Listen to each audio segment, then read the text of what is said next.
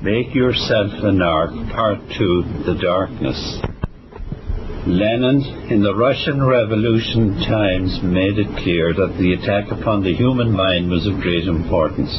Dr. Boris Sokolov, who played an important part in the events leading up to the Bolshevik Revolution, reveals in his book, The White Knights, that Lenin had many intimate conversations with Dr. Ivan Pavlov, which laid the groundwork for the Soviet experiments in trying to standardize human thought. Their textbook on psychopolitics mentions the importance of Pavlov's work. Psychopoliticians expressed confidence that they can achieve the destruction of the capitalistic society and Christian civilization without major military conflict. This, of course, is the aim of the Fabian socialist and the humanist, the ultimate aim of phasing out nations and nationalities and bringing all humanity under a single authoritarian government. Does this then pose a greater threat than the hydrogen bomb?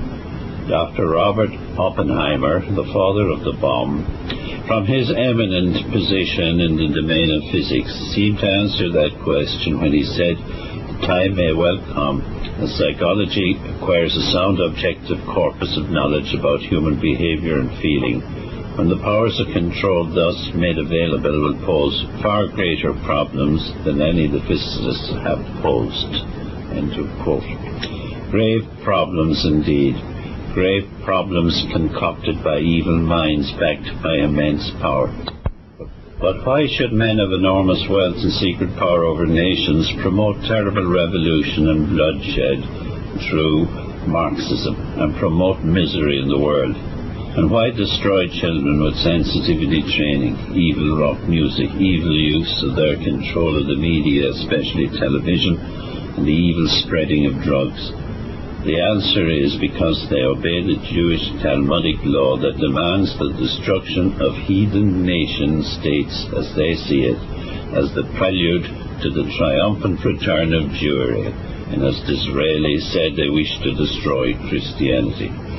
It is just as the editorial of the London Jewish World of February the 9th, 1883 stated, quote, "The great ideal of Judaism is that the whole world shall be imbued with Jewish teachings, and that in a universal brotherhood of nations, the greater Judaism, in fact, all the separate races and religions shall disappear." End of quote. Karl Marx, grandson of a rabbi and the Jewish founder of communism, belonged to a society called the Jewish Union for Civilization and Science. An official of this society, Baruch Levi, outlined its policy as follows in a famous letter to Marx. "The Jewish people, taken collectively, shall be its own Messiah. Their rule over the universe shall be obtained by welding together the other races, thanks to the suppression of frontiers and monarchies. Thus shall be established a universal republic. In this new organization of humanity, the sons of Israel, now scattered over the whole surface of the globe, all belonging to the same race and moulded by the same traditional formation, without, however, forming a separate nationality, shall everywhere become the ruling element without opposition. This will be particularly easy if they succeed in imposing on the masses of the working classes the guidance of some of their number. The government of the nations forming the universal or world republic shall all thus pass without any effort into Jewish hands, thanks to the victory of the proletariat. Private property can then be suppressed by the Jewish rulers, who will be everywhere in charge of public affairs. Thus shall the promise of the Talmud be realized, that when the Messianic epoch will have arrived, the Jews shall have control of the wealth of the nations." End of quote. Such is the promise of the Talmud for the Christian. Of course, it is the reign of the Antichrist. Rabbi Louis Finkelstein, unofficial Pope of American Jewry, in his 2-volume work, The Pharisees, writes, "Pharisaism became Talmudism, but the spirit of the ancient Pharisees survives unaltered. When the Jew studies the Talmud, he is actually repeating the arguments used in the Palestinian academies, From Palestine to Babylonia, from Babylonia to North Africa, Italy, Spain, France and Germany. From there to Poland, Russia and Eastern Europe generally, ancient Pharisaism has wandered. End of quote. As Rabbi Finkelstein says, Pharisaism became Talmudism, but the spirit of the ancient Pharisees survives unaltered. But according to Christ, the spirit of Pharisaism was of the devil. You are of your father the devil, and the desires of your father you will do. He was a murderer from the beginning, and he stood not in the truth, because truth is not in him. When he speaketh a lie, he speaketh of his own, for he is a liar and the father thereof. John's Gospel, chapter 8, verse 44. Thus does God speak of a people who had captured the true Hebrew religion even in the time of our Lord on earth, and who were to instigate the very crucifixion of Christ himself. As St. Paul, who had been a Pharisee and knew them well, said, God gave them over to a reprobate mind. And the Apocalypse tells us, they say that they are Jews and are not, but are the synagogue of Satan. Apocalypse chapter 2, verse 9. There are, of course, many Jewish scholars and many Jews who would oppose the Talmud. The Jewish writer, Dr. A. Rudinesco, writes as follows. As from the 2nd century, the rabbis of Babylon and Galilee elaborated a religious, political, and social code known as the Talmud. This book regulated the life of the Israelites in a different spirit from that of the prophets and the Bible. Having rejected the gospel, the rabbis were obliged to reinterpret the texts of the Old Bible. They carried out this work by means of oral traditions, more or less consistent with the old texts, the Mishnah and the Gemara. The result of this compilation was a new Bible. The old remains with the Christians. The Talmud is composed of 11 thick volumes. This baneful book, for the most part unintelligible, a sad wreck of the Judaism of the prophets, does not enrich the human spirit. The aim of the Talmud was to save what remained of Israel from being absorbed by Christianity. The old spiritual treasure of the prophets was abandoned by the Rabbinites. While Origen, Clement of Alexandria, St. Jerome and St. Augustine were enriching Christianity, Judaism was being impoverished by the Talmud. The imposition of the ideals of the Talmud on the new branch of Judaism has been the calamity of the Jewish people even to this day. End of quote from Dr. Rudinesco's work, The Misfortune of Israel, page 25-26. Another Jewish authority, Mr. Bernard Lazare, in his book Anti-Semitism, writes about the anti-Christian action of 18th century Jewish scholars who, as he wrote, had brought forth from oblivion old volumes of Hebrew polemic written in refutation of the Trinity and Incarnation, and attacking all dogmas and forms of Christianity with a bitterness entirely Judaic, and with all the subtlety of these peerless casuists who created the Talmud, published blasphemous tracts and pseudo-lives of Jesus, the character of the Toledoth Jesu.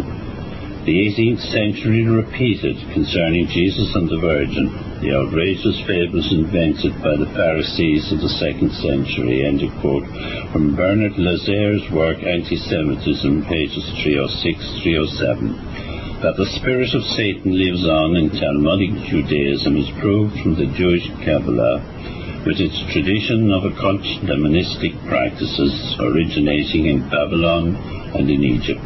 Although such practices were condemned by the Old Testament, it was claimed that about half of all Jews at the end of the 19th century were Kabbalists. The historian Nesta Webster, in her book Secret Societies and Subversive Movements, page 10, quotes an authority, Ida Sheem. It is undeniable that already at the time of Jesus Christ there existed an assemblage of doctrines and speculations that were carefully concealed from the multitude. This kind bore the name of Kabbalah. It represented the spiritual traditions transmitted from the earliest ages, although mingled in the course of time with impure or foreign elements. End of quote. The Universal Jewish Encyclopaedia 1943 edition states, quote, "The Jewish religion as it is today traces its descent without a break through all the centuries from the Pharisees. Their leading ideas and methods found expression in a literature of enormous extent, of which a very great deal is still in existence. The Talmud is the largest and most important single piece of that literature, and the study of it is essential for any real understanding of Pharisaism." End of quote. Also, the Jewish Encyclopaedia observes the Kabbalah is not really in opposition to the Talmud, and again, many Talmudic Jews have supported and contributed to it. Adolphe Frank does not hesitate to describe the Kabbalah as the heart and life of Judaism. One of the books of the Kabbalah is called the Zohar, and it is claimed by authorities that the greater number of the most eminent rabbis of the 17th and 18th centuries believe firmly in the sacredness of the Zohar and the infallibility of its teaching. Yet according to the Zohar, quote, "all Israelites will have a part in the future world, and on arrival there will not be handed over like the Goyim, or non-Jewish races, to the hands of the angel Duma and sent down to hell." End of quote. Indeed, the Goyim are even denied human attributes. Non-Talmudic humanity ranks as animals, but Christians are almost as vermin. All Christian doctrines are opposed by Talmudic doctrines. According to the Zohar, extermination of Christians is a necessary sacrifice. Rabbi Simon ben Yochai's edict is, "the best of the Gentiles deserves to be killed." Tied up in the Zohar and Kabbalah, generally, is the belief in reincarnation and the transmigration of souls. Also pantheism, the oldest pagan concept of God, as being the composite of nature.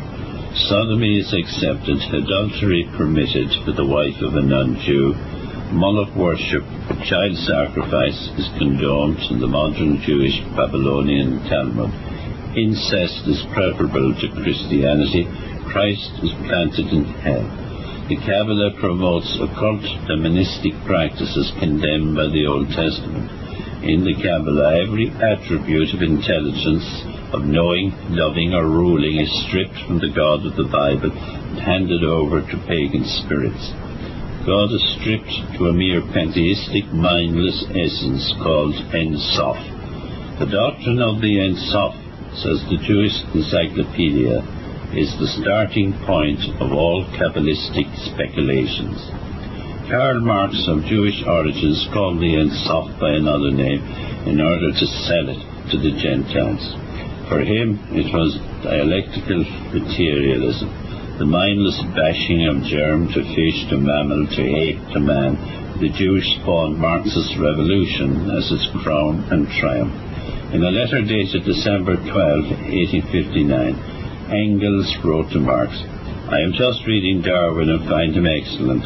One-sided theology had not been smashed yet. This has happened now." Marx replied, "This is the book which contains the basis in natural science for our view." Many modern scientists share the view of the French scientists Louis Bonheur and Jean Rostand, who claimed evolution is a fairy tale for adults, but it is more sinister than that. Marx did not actually originate anything new in his writings, but merely streamlined Talmudism for Gentile consumption. The atheistic concept of man dominating nature prevails. The Luciferian God is presented always as man. But it is essential to realize that while Marx and his followers were anti-God, they were not atheists, as present-day Marxists describe themselves. The truth is that Marx and his really true followers hated a God in whom they believed. The ultimate concealed aim of communism in conquering the world is to secure the satanic aim of damnation of souls with the mocking of God and praise of Lucifer. This can be shown from the way Marx expressed his deeper thoughts in his poetry. In one of his poems, Marx wrote, "I wish to avenge myself against the one who rules above." In his poem, Invocation of One in Despair, he wrote, "So a God has snatched from me my all, in the curse and rack of destiny. All his worlds are gone beyond recall, Nothing but revenge is left to me. I shall build my throne high overhead, cold tremendous shall its summit be, for its bulwark, superstitious dread, for its marshal, blackest agony. It sounds like Lucifer's boast. I will ascend into heaven, I will exalt my throne above the stars of God, Isaiah 14:13. In his poem called The Prayer, Marx wrote, "The hellish vapours rise and fill the brain till I go mad, and my heart is utterly changed. See this sword? The Prince of Darkness sold it to me, for he beats the time and gives the signs. Ever more boldly I play the dance of death." In the rites of higher initiation into the Satanist cult, an enchanted sword which ensures success in this life is sold to the candidate.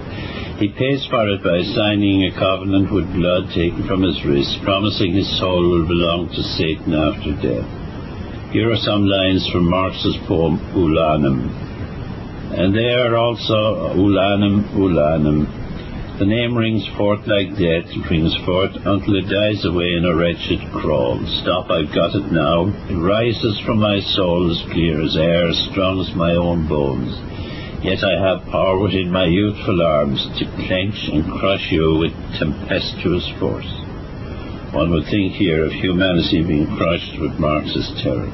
He goes on, "While for us both the abyss yawns in darkness, you will sink down and I will follow laughing, whispering in your ears, descend, come with me, friend."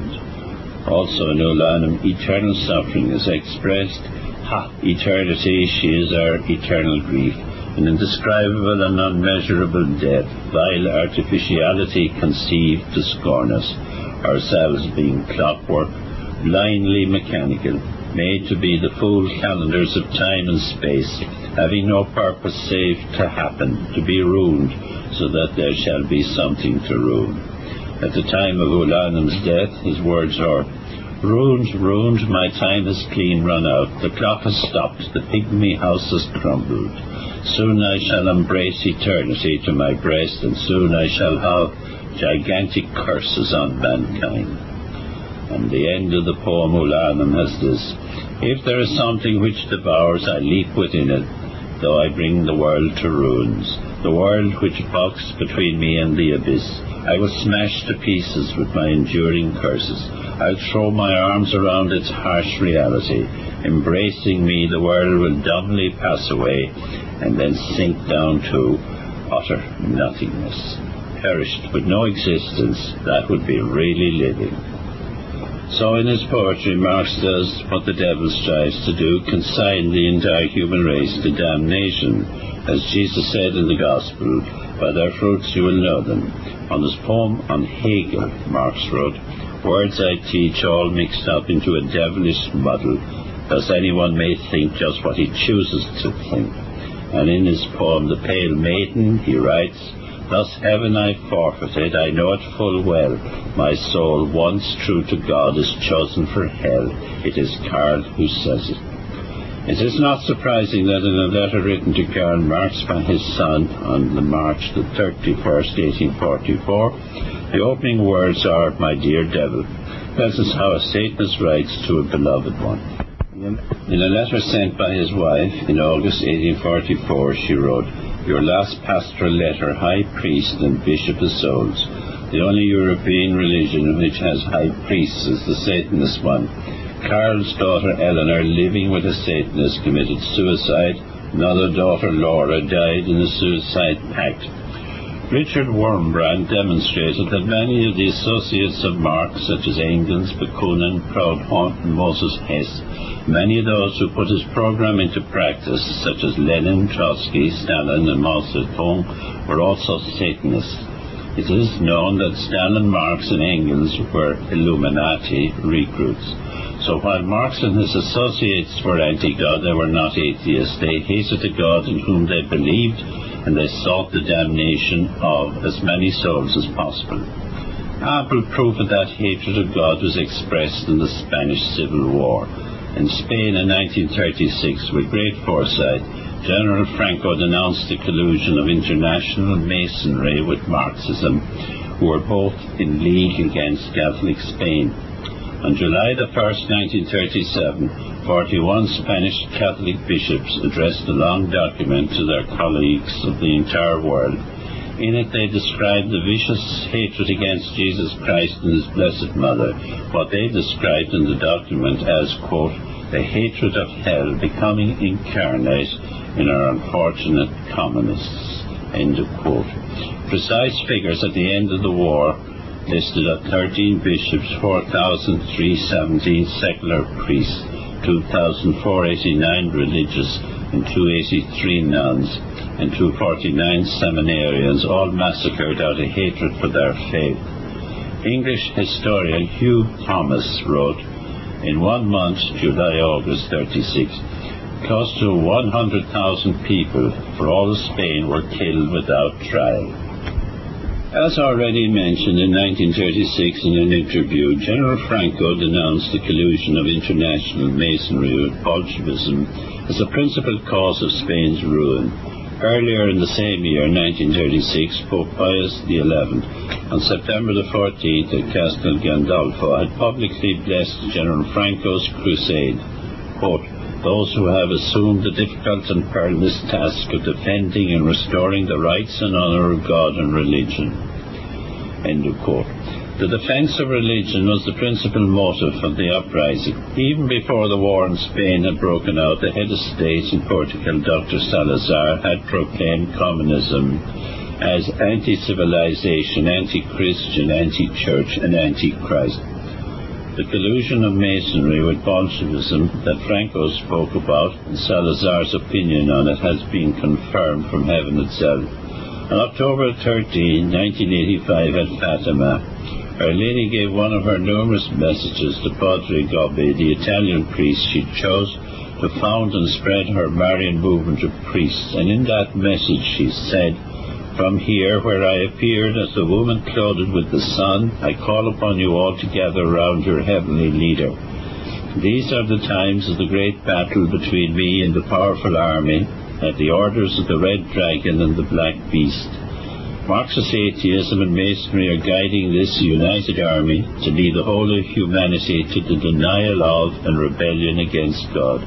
At its head there is Lucifer himself, who is repeating his challenge today of ranging himself against God to make himself adored as God.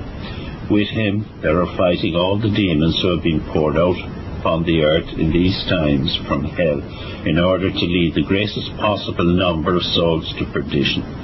With them there are united all the spirits of the damned and those who in this life walk in the rejection of God, whom they offend and blaspheme, and walk along the road of egoism and hatred, evil and impurity. They make their one and only aim the quest for pleasures. They satisfy all the passions, fight for the triumph of hatred, evil and impiety. The army which I myself lead is formed of all the angels and saints of paradise, guided by Saint Michael the Archangel, who is the head of the whole heavenly army. This is a great battle, which is fought above all at the level of spirits. On this earth my army is formed of all those who live for love and glory of God according to the grace which they received in their holy baptism, and who are walking along the sure road of perfect observance of the commandments of the Lord. This army of mine is formed from all my little children who are answering yes to me today in every part of the world. It is with my army that I am preparing the way on which the glorious reign of Jesus will come to you, and will be a reign of love, of grace, holiness, justice, and peace. From this place where I appeared, I repeat to you today my motherly appeal. All of you unite as quickly as possible in this my army. End of quote. We can see now from where Karl Marx got his inspiration for his black poetry. In a similar message to Father Gobbi 2 years earlier, Our Lady proclaims our times as apocalyptic, as she reveals what the Red Dragon and the Black Beast of chapters 12 and 13 of the Apocalypse really stand for. Now the struggle between your heavenly mother and her adversary has entered into its decisive stage. The woman clothed with the sun is fighting openly with her army against the army under the orders of the Red Dragon, whose service the Black Beast come from the sea has placed itself. The red dragon is atheistic Marxism, which has now conquered the whole world and has led humanity to construct for itself a new civilization without God. Because of this, the world has become an arid and cold desert, immersed in the ice of hatred and in the darkness of sin and impurity. The black beast is also Masonry, which infiltrated the church and attacks, wounds, and seeks to destroy it with its subtle tactics. Its spirit is spreading everywhere like a poisonous cloud and leads to the paralysis of faith, extinguishes apostolic ardor, and drives men even further from Jesus and from his gospel. End of quote. So, Lucifer is on the attack. Lucifer hates God, but he can only attack God indirectly through God's creation.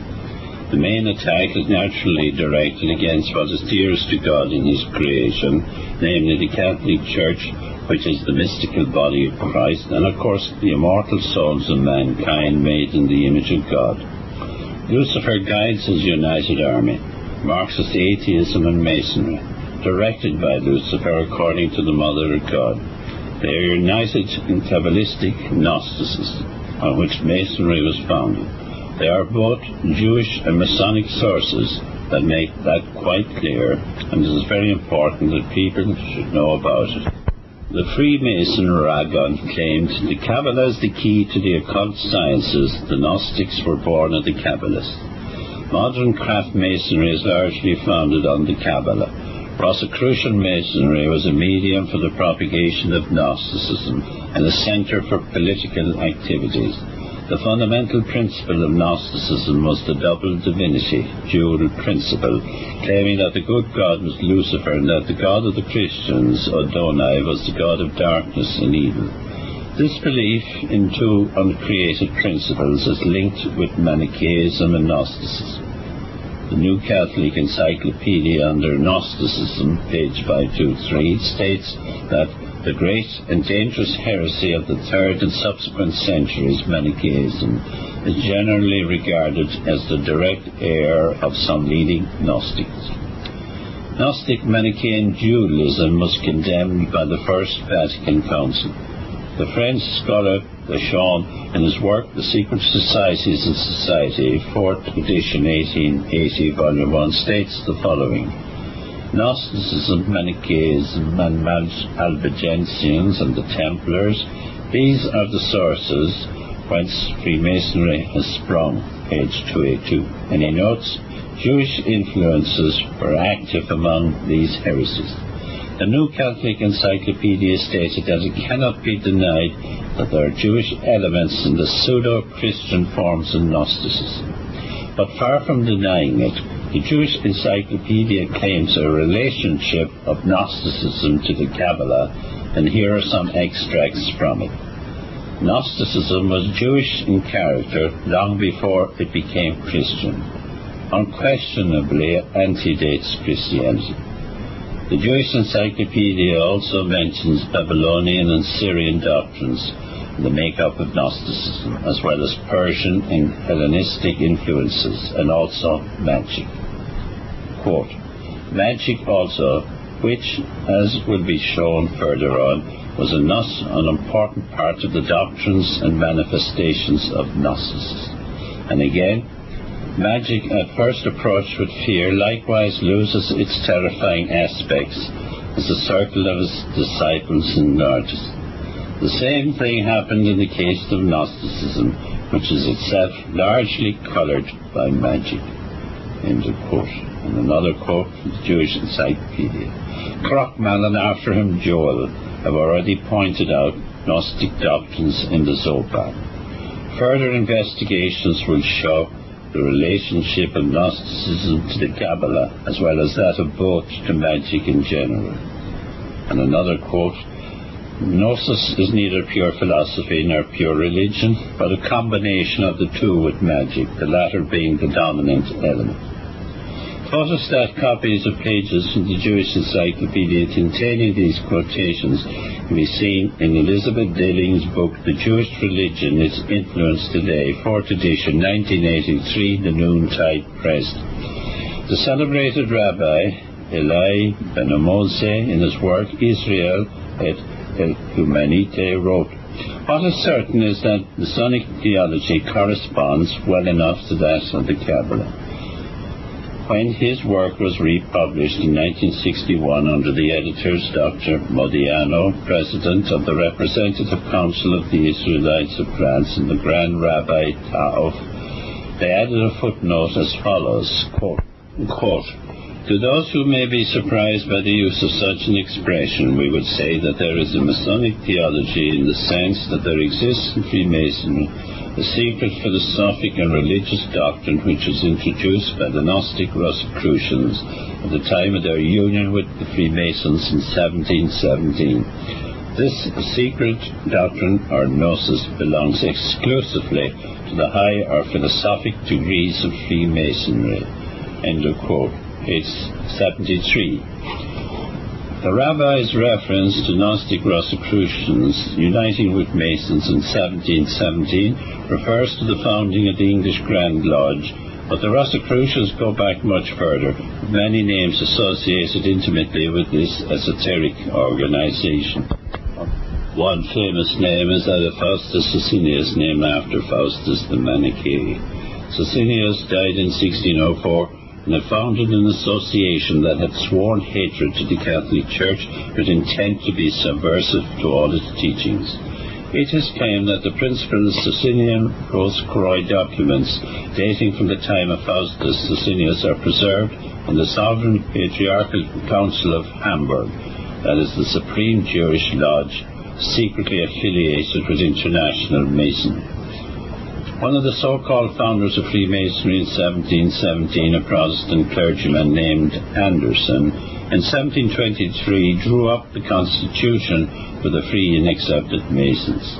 Vicomte Leon de Ponsens, in his book Freemasonry in the Vatican, relates how in 1945 a secret Masonic document entitled La Masoneria was published in Florence for circulation among the lodges. In that document, some extracts from Anderson's Constitution were as follows.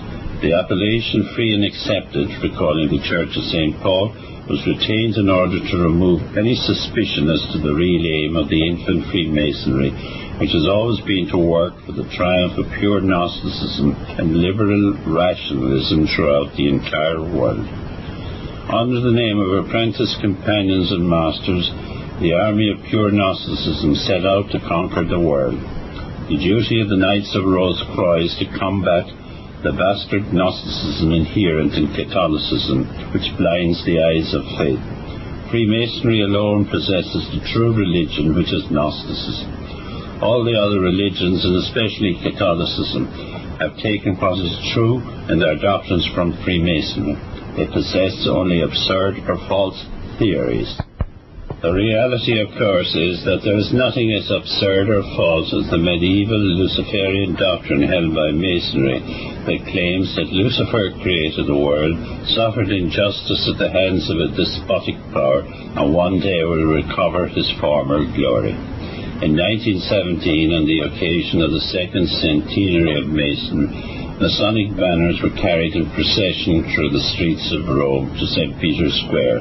The inner secrets of Masonry were somewhat revealed in public on that day because some of the banners depicted Lucifer defeating St. Michael. They believed that St. Michael came on earth in the person of Jesus to try and defeat the oldest son of God, Satan, his brother, as he had done in heaven, but on earth he failed to defeat Satan. A witness to that Masonic procession on that day in 1917 was a man who years later would die in a concentration camp during the Second World War and who would be canonized as a saint of the Church, St. Maximilian Kolbe.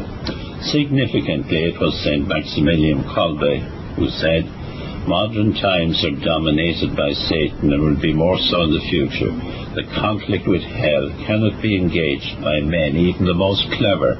The Immaculata alone has from God the promise of victory over Satan." The most conspicuous emblem in Masonry is the letter G, framed in a 5-pointed star.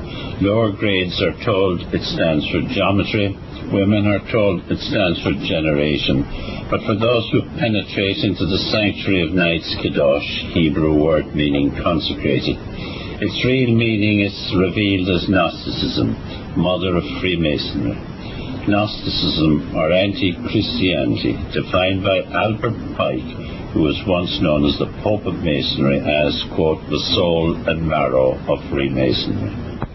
Gnosticism, marked with the seal of Lucifer, founded by Simon the Magician in apostolic times, has continued without interruption and has never been as strong as it is today, when as Luciferian occultism it controls Freemasonry and shares the occult science of the Jewish Kabbalah with its essentially satanic theology and cult of initiates.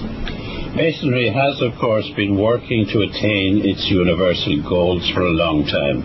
In America, Albert Pike, Luciferian, who had the title of Grand Master of the Supreme Council of Charleston and Sovereign Pontiff of Universal Freemasonry, worked closely with Mazzini, the Italian director of the Illuminati Worldwide Revolutionary Program, and between them they founded the Supreme Rite of Central High Masonry in 1870.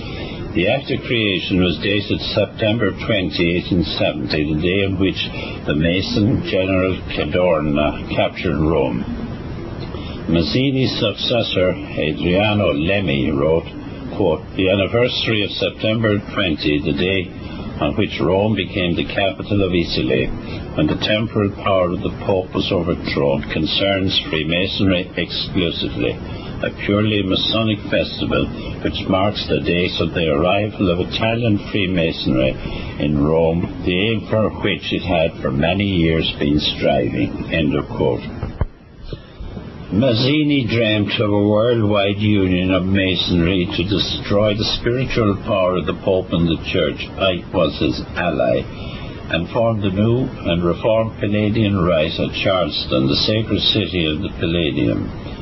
There Pike set up an essentially Luciferian rite based on Manichaean neo-Gnosticism, teaching that Lucifer is the equal of the God of the Christians, Adonai. For them, Lucifer was the god of light, Adonai was the god of darkness and evil. Mazzini expressed enthusiastic praise for Pike's Luciferian rituals in articles published in La Roma del Popolo.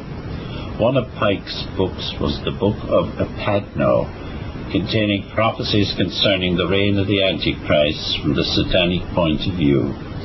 Instructions issued by Pike, the Pope of Masonry, to the 23 Supreme Councils of the world, and recorded by A.C. de la Rive in his book on Universal Masonry, included the following, quote, that which we say to the crowd is, we worship God. But it is the God that one adores without superstition. To you, Sovereign Grand Inspector Generals, we say this, that you may repeat it to the brethren of the 32nd, 31st, and 30th degrees.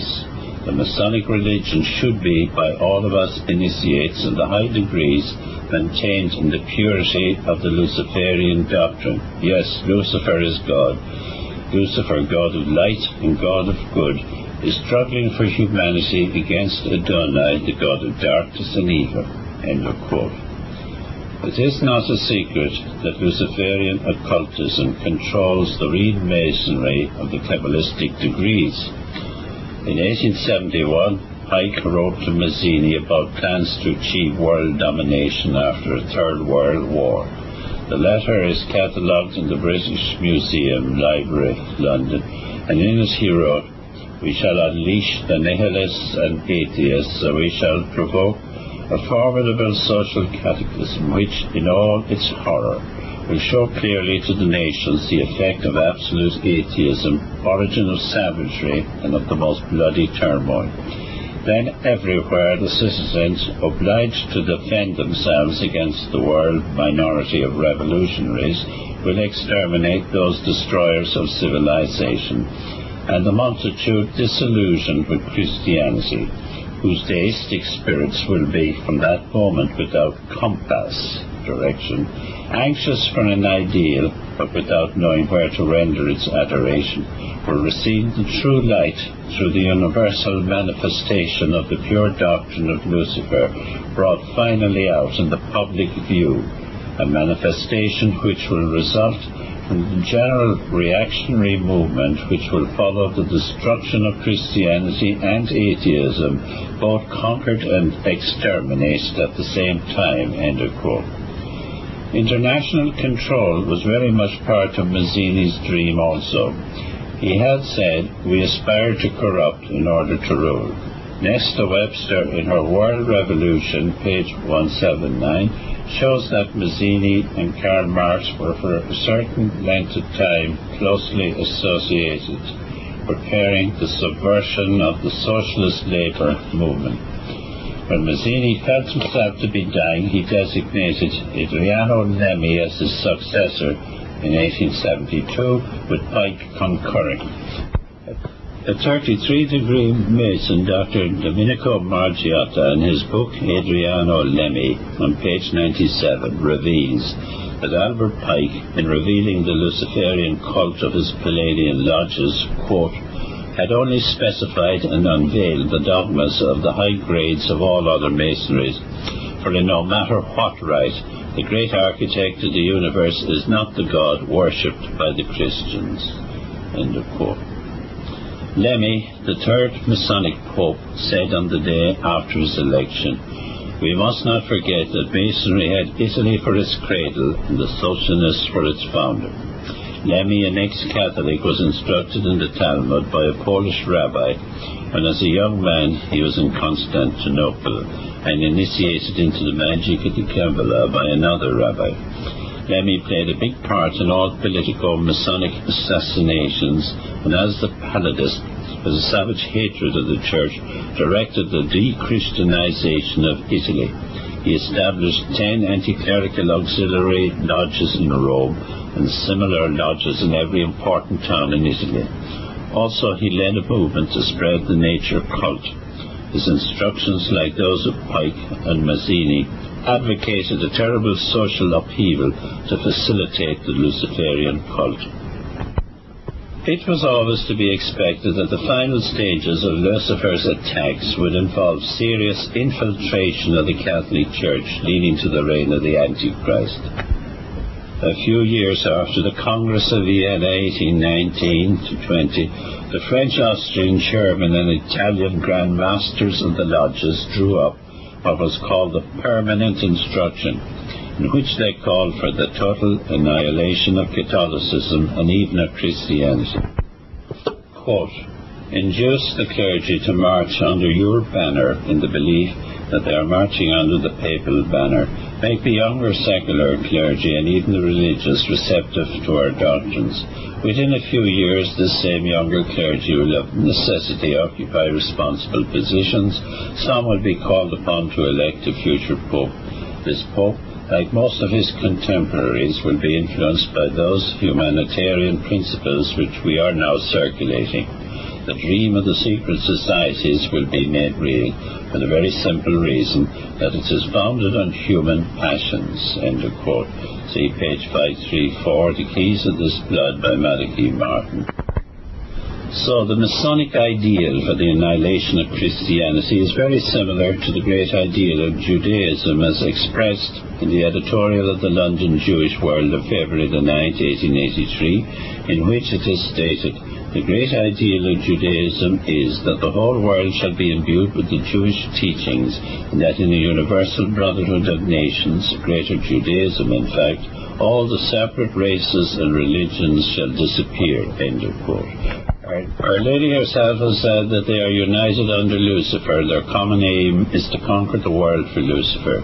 In 1884, Pope Leo XIII warned about this in his Encyclical Humanum Genus, in which he wrote, "From what we have already set forth, it is indisputably evident that their ultimate aim is to uproot completely the whole religious and political order of the world, which has been brought into existence by Christianity, and to replace it by another in harmony with their way of thinking. This will mean that the foundation and the laws of the new structure of society will be drawn from pure naturalism. In this mad and wicked design, the implacable hatred and thirst for vengeance with which Satan is animated against our Lord Jesus Christ becomes visible to our bodily eyes." Pages 17 and 14. Bishops of Spain saw the same Judeo-Masonic hatred for Christ in the Spanish Civil War. As already mentioned, on July the 1st, 1937, they addressed a document to all their colleagues in the entire world in which we have the following. The hatred against Jesus Christ and Our Lady has reached the point it corrupts. One can imagine the hatred of hell becoming incarnate in our unfortunate communists by the hundreds of mutilated crucifixes, by the images of Our Lady profaned in bestial fashion, by the posters of Bilbao, which blasphemes sacrilegiously against the Mother of God, by the infamous literature of the entrenched Reds, where the divine mysteries are ridiculed, by the repeated profanation of the Eucharist. End of quote.